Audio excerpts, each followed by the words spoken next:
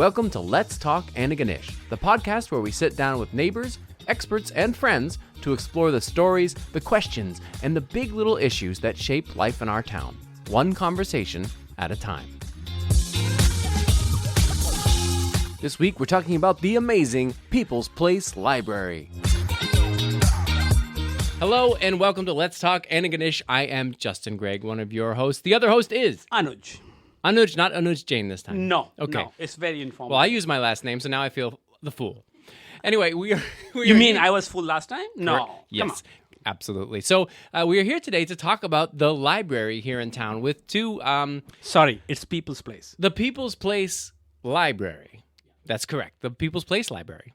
Okay. Did I say the emphasis correct on this? Yeah. Let's see. We'll find out. In fact, you could even call it the People's Place Antigonish Town and County Library. Wow, that is a lot. And speaking on the microphone to correct my bad titling of the library is Elizabeth Glintz.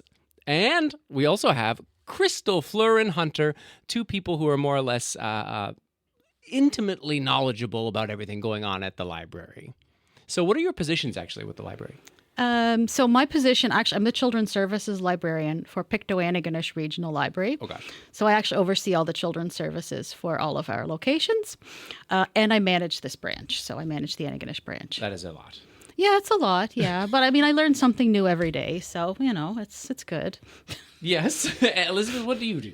My official title is Programming and Outreach Assistant. So I get to actually do a lot of the programming, facilitate the programming, and also do some fun outreach things into the community and with partners of the library. Great. So we are currently in the library because this is where Anuj has an office. This library isn't just a library with books, but it has a lot of other things inside of it. Can you just give us a general overview of the organizations or in the rooms that are here available? Yeah, and what makes it People's Place as opposed to library? Is that just a nomenclature or is it something different? Well, one of the things we did was, so the old library was very, very small. It was tucked in behind Town Hall.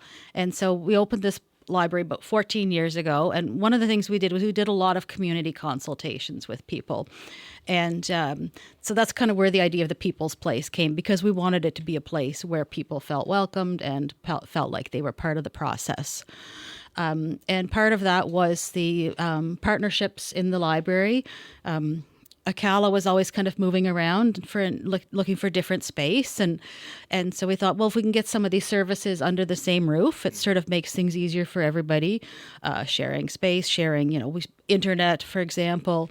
And plus, I think, if there's learners coming into the library, we're coming in for lessons, nobody knows why they're coming in. So it kind of erases some of the stigma for, some people might be coming in for something else. So there's a Akala here. Are there other organizations people might know the names of? The Chamber of Commerce has an office here as well. Okay. Yep. And we now have the Visitor Information Center here. Right. So, yeah. And officially, SAFE has moved its official address to this room. Are you safe now? Yes. Okay. Absolutely. So there are a lot of community organizations who unofficially or officially use this space as their workspace. Yeah. Right. So under that heading of it's not just a library, because there's lots of organizations, what other sort of programming will people find happening here at the library? Well, there's a lot going on all of the time. In fact, I work here, 5 days a week, and I can't keep track of it all. I often am surprised by the things that are happening here. And so some things are library organized, and those I kind of definitely try to keep track of. We have kids programs and programs for seniors and just adults. But we also have these rooms, and so people from the community can use that space. And so you've got all these kind of grassroots kind of programming and groups meeting, and they're doing work in the community, and they're just using the library space to meet and to organize. Yeah. Right. Yeah. I was going to say, some organizations don't have a physical space, or they may not have a physical space locally. Big Brothers Big Sisters, for example, they're based out of New Glasgow, but she comes here to do her work for Antigonish here and meeting clients and and families. Antigonish is another one. So Antigonish will be based in here for the summer, a few days a week in the small office, and it gives them a space to work and, be sort of in direct contact with the community. Yeah. And I can say over the past decade, the number of things I personally have booked in this space is outrageous. Like the different organizations I work with. Including improv sessions. We had improv here. Absolutely. It's crazy. And Death Cafe that we had last week That happens also here. meets here. So when I first moved to this town, this was a location that I went into when I knew nothing and had to find help. I feel like for whatever reason, this is the building on Main Street or in town where people go for help. And so that is the thing I wanted to discuss because I know someone, a good friend of mine who worked here, and she was describing how like this, her function as a librarian or whatever the official assistant title was almost like a social worker because the number of people coming in and asking for completely random bits of information. Tell us that function of it. It's not a library. It's an information. It's almost like a social work outreach venue. What is happening in that department? Well, I think it's astonishing the ways that people do use the space and they come in and you never really know if what somebody's looking for. So you have to, welcome them and start a conversation and then go from there. And it is amazing how it's not usually just, I need to find a book. It's, something like, well, I just recently found out that I'm, pre-diabetic and I want to, this or that. And so you also end up linking to resources. Yeah. Or someone will come in and they've been in the country for 2 days and they don't speak English and you can just walk them down to a Cala. And so, when people come into the doors, they're not, people think about libraries and books, but people are coming for so much more than that. And often it's just a connection or to find somebody who they can tell about what's going on in their life and find out, kind of what resources are out there for them in that circumstance. So you're connecting them to all the resources that you know of because, it's not like the Women's Center or whatever, you name it. So someone's coming in, they're asking a random question and you have the answer. Yeah, so you never say no. We try not to. No, that's true. But yeah, we really, really do try not to. And so it's an amazing job. And it's an amazing, I kind of feel like I'm this at the center of things. And so, yeah, you can tell somebody about the Women's Resource Center, some like, oh, well, the stitching circle there. Or Lindsay's Health Center for Women or counseling services. It's amazing. You just do end up having to think about Antigonish and all the things that are happening here and linking people to those resources. And also just being the end point, being the library where people come and they feel safe and welcomed and being that third space. They talk about your first space is your house, your second space is your work, and the third space is where can you be in public and be relaxed and yourself.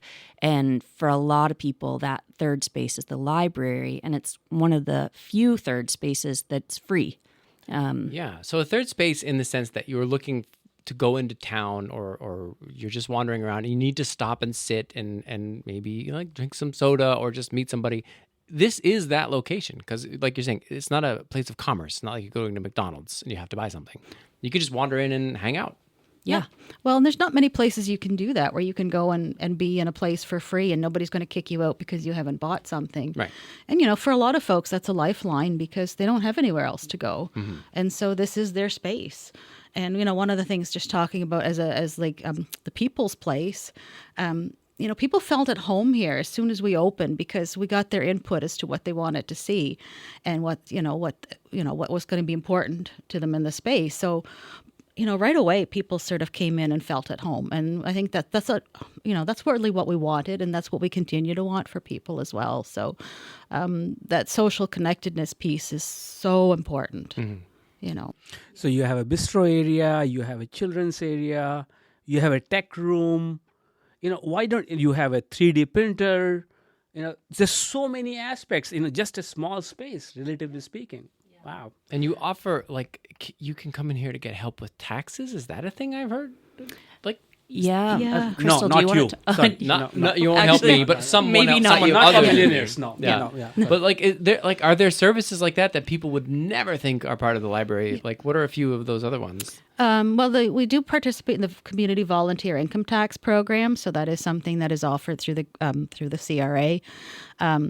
You have to be eligible for that program, so typically you have to be earning under a certain amount of money. It has to be a simple tax situation. So, if you have investments and all kinds, that's not what it's for. It has to be very simple. So, but I think we had over 500 people last year. We had 4 volunteers last year. So they would prepare the tax returns for people. It might be in person, or it might just be people dropping off the information, filling out the forms, and then leaving them with us. And so it's a volunteer program, but also our staff, do a lot to, set up the appointments and call people, and even just helping people fill out the forms. There's a lot of people that, really struggle with filling out forms, and it's not something that's intuitive, it's complicated stuff. I think a lot of newcomers have used it. Yeah. We also have Brenda Brithum, who runs the immigration, most of question answer sessions. And so there's so much happening around. There's no limit to what you do, honestly. Yeah. So I am imagining, I'm guessing, that when you have an open space like this and literally everybody's welcome and everyone can walk in and out all day, that you must run into problems, right? There must be people who are, maybe they're intoxicated, or maybe they're just causing a ruckus, or maybe they're demanding services of you that you can't offer. Do you run into tension with the public? Is that common? And if so, what are the most common issues? It's not common. It really isn't. Like we do, not everything's not like sunshine and roses here all the time. As a public space, we are, we get anybody and everybody, and, and that does have challenges. So we have a lot of youth that come after school because, it's a place to go. It's out of the rain. They like to hang out in the youth room, and they make a mess. They go over and they get their slushies and stuff over at the Circle K and make a mess. And there's certainly behavioral challenges, but nothing out of the ordinary. For the most part, it's pretty minimal. I mean, there's been some things over the years, but in terms of if you see vandalism throughout town, we don't really see much of that. And I think it's because people know this is a space for them. No, people are generally very respectful. We have had some health emergencies, and we have had, a few people come in who are intoxicated or whatever. But generally, people are coming here not looking for conflict. And our staff are incredible. Our staff is one of our greatest assets, I think. They're so kind and welcoming, and they always try to meet people where they are. And so there are people who come in, with a chip on their shoulder or maybe some anger about some issue, but our staff are so good at trying to diffuse situations that there may have been conflicts, but they usually kind of get solved. It makes a huge difference, because I think we really lucked out. We have great staff, and I mean everybody's just everybody has different strengths, and try to make sure people sort of work to their strengths. And, some people can deal with some of the conflict a little better than others. And so, we direct people to where, but everybody just sort of does what they need to do. And it's just a great group. It makes a big difference being able to come to work every day and really genuinely like all the people that you work with. So, yeah. I find it remarkable in a sense that there's not more going on negative, because I imagine if you had a library in a city, it would just be a constant, flow of people. You need security. Well, I guess I would point out there are a lot of people here that maybe some would perceive to be problematic. I mean, we are certainly a spot where people experiencing homelessness will come and spend, this is the spot to get out of the sun or out of the snow, get a drink of water, access the resources. I guess it's just that we don't see that as a problem for these people all to be here. And generally people use the space really respectfully. Yep. And they want to be here. And so if you come over and say, look, you're getting a little loud over here, or, your stuff is kind of getting in the way a little bit. We've already built a relationship usually, and they're receptive and respectful to say, oh yeah, sorry about that. And Yeah. And for a lot of people, there is nowhere else to go. And so this is their space. And we have that reasonable expectation of, you be respectful of the space and the people in it. And we will, and we, of course, are respectful of you. And I mean, I'm not saying that there haven't been it, but I mean, for the most part, it's been, pretty good. And I mean, yeah. And do you also run this community fridge and kitchen area? How does that work? So the community fridge and pantry, we started that with a partnership with the Antigonish Coalition to End Poverty a few years ago. There was a fridge and pantry set up at the farmers market, and then so we were asked to have one here as well. And so, it's just the food insecurity is just so high right now, and it's just providing a space where people can come and get access to food, no questions asked. There's we hope there's no stigma around it. That's why, we don't police the fridge. We don't sort of say you can only take certain amounts. And, if people are taking more than what you think might be, but they might be taking for a neighbor or they have a family. So, it's been really great. The big challenge with that is, keeping the fridge full and because we don't have a budget for it. So we have had some grants for it. But so it's not necessarily sustainable unless we can get those grants. So for people who don't know, the fridge is here in the library space. It has a refrigerated part and a shelf unit. And you can come at any time if you need food, grab some food, no problem, no questions asked. But also, if you want to donate food, please come in and donate food. Not home cooked meals, but if you have any canned goods you don't need, so please come in and drop things off. And the small kitchen or pantry space is very useful. For people have demonstrated different cultural food because you can heat food up as well, right? There's a microwave available? We have a public microwave, Right. Yep. So people want to heat the meals that they have from the fridge. And I would like to pivot to the last idea that you said, budget. And how does all this run? Who finances this? How many people are employed here? Just give us a sense of what does it take to run this space. So the library is funded through the primarily it's provincial funding through the Department of Communities, Culture, Tourism and Heritage. And so they our budget is roughly like 70% of that comes from the province, roughly 70. So that covers staffing, the collections, and programming. And then the municipalities cover about 30, not quite 30%. So it's 70-30, but there's also a little bit in between there. And so the municipalities co-own the building. And then they take care of all the maintenance for the building. And this is town and county. The town and the They county. co-own it. They co-own What this. a lovely collaboration. Yeah. How did that happen? We got to keep that sort of thing. Yeah, I know. I'm going to get in trouble. Yes, of course. So, and I think this was fairly a new thing it took a long time to get this library. It was years and years and years of trying to find a space and also just making sure everyone was on the same page. But the town and the county do co-own this building. And typically, I send receipts to the town. They pay for things and then they bill the county for their half. So, Okay. yeah. Seamless. Yeah. Yeah. This is a rare example, I think, of having, you did consultation beforehand so that people could say that what they wanted here, and then you built it to those specifications, and it 100% worked perfectly. I feel like that is rare, but you did everything seemingly I perfectly. think we need to do a case study on this, honestly. Sure, you write the paper and put my name. I will contribute nothing. Yeah. It was pretty amazing. I started working for the library in 2008, and this new building opened in 2011. And so I got to see the process, but I was really still new.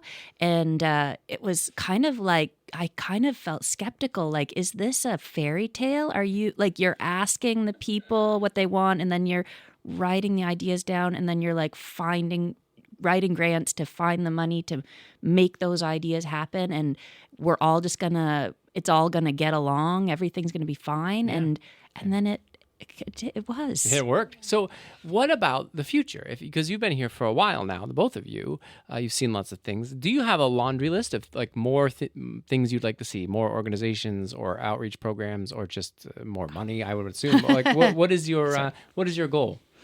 I think really, and I think what we're seeing from people now is people want to see more services from the library, not less.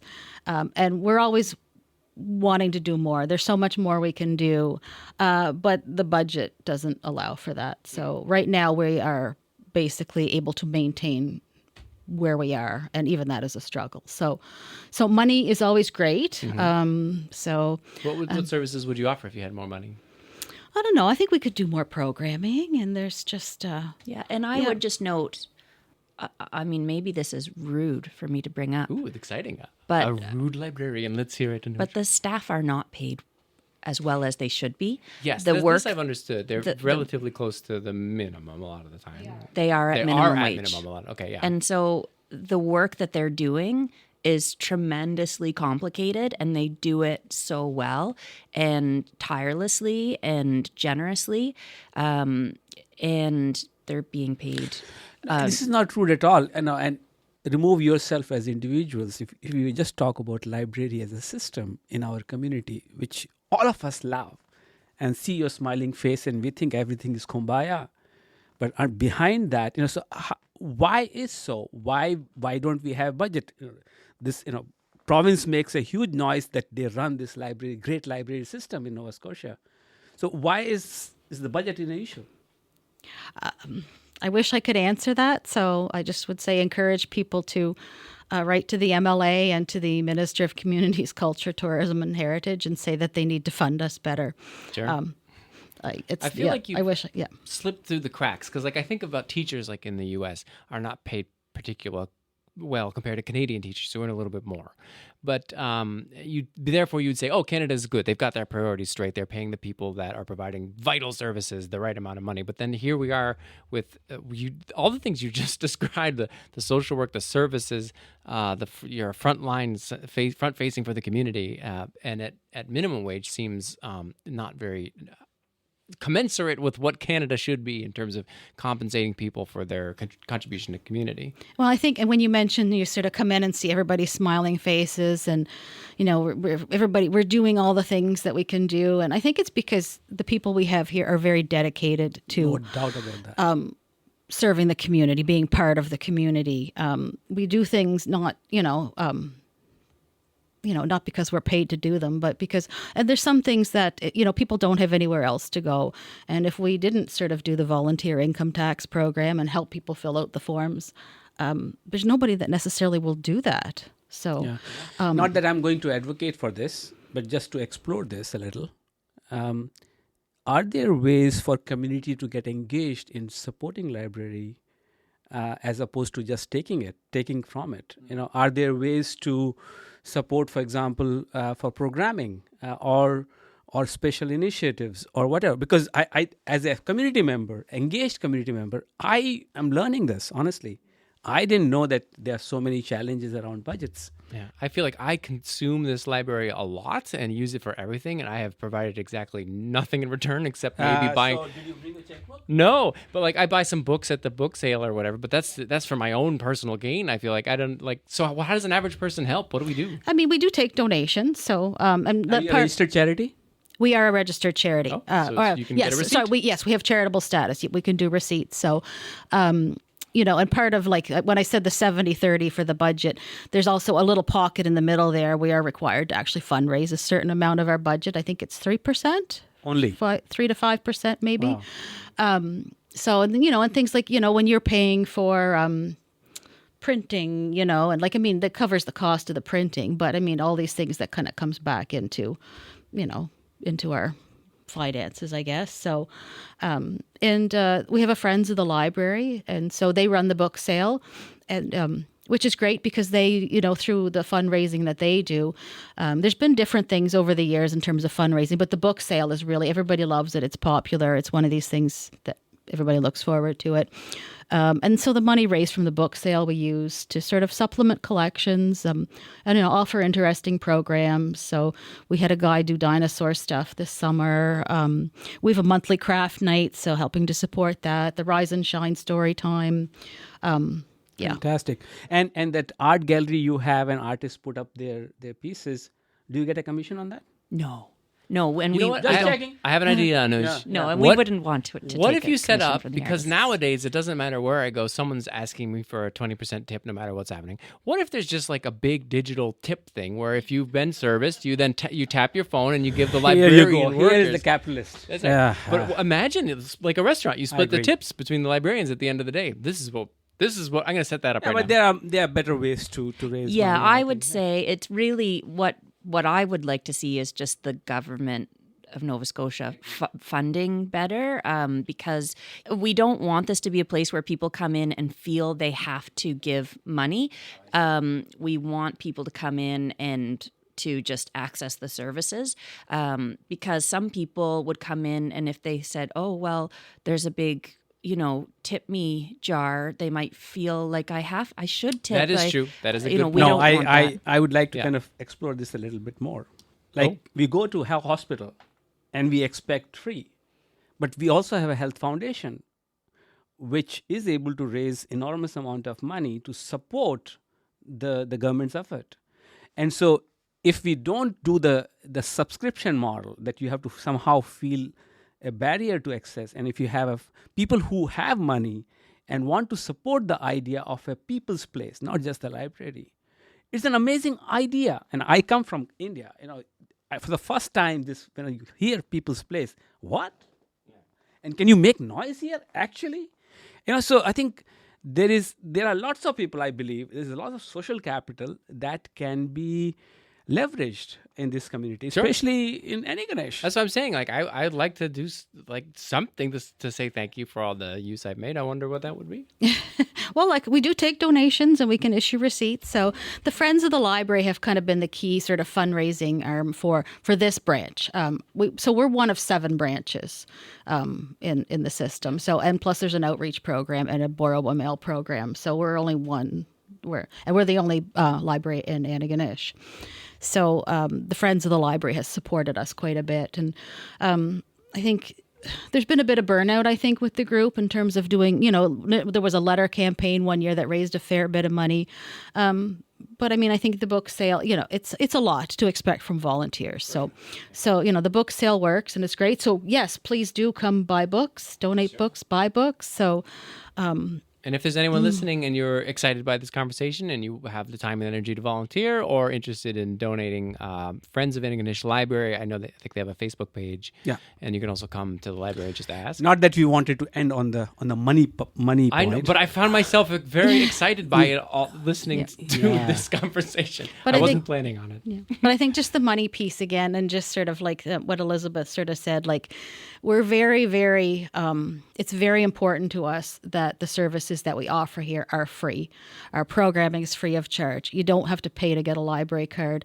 We don't even have late fines anymore. So if you return a book late, you don't get charged late fines. You do have to pay for it if you lose it or your dog eats it or whatever. But just because it's even like a little charge can be a huge barrier for people. For sure, yeah. I And mean, we- it's a beautiful thing that it is like that. It's There's no public barrier. service. It's Yeah. the public. It's an funded amazing service. public service. Absolutely. Yeah. It's like a hospital for your mind. Yeah. There you go. And your heart. Wow. Oh, well done. Oh, wow. All right. Well done. All right. Well, thank you both for coming in. Okay. I really appreciate it. This has been super helpful. And Thanks for having us. Thanks for having us. Yeah, thank you. thank you for listening to Let's Talk Antigonish. If you like the podcast, don't hesitate to subscribe. Just go to letstalkantigonish.ca and click. Voila! You'll receive new episodes right in your email inbox. This podcast is a labor of love. Please consider making a contribution, small or large. Maybe a monthly subscription. Depending on the level of public support, we would like to engage local producers and journalists to create more regular deep dive news stories about life here in Antigonish. Right now, it's just Anuj and I doing this in our free time. You can read all about the podcast and ways to support us at letstalkantigonish.ca. And if you're a local business that wants to sponsor the podcast or even place an audio ad, we are certainly not opposed. A huge thank you to all of our subscribers and especially our paid subscribers, which have helped us to buy the audio equipment that we needed to get this thing off the ground. And remember to get in touch with us if you have an idea for a future episode or a burning question about life in Antigonish that you want us to explore and get answers to. We welcome all feedback. Just email us at letstalkantigonish@gmail.com. Let's talk, Antigonish.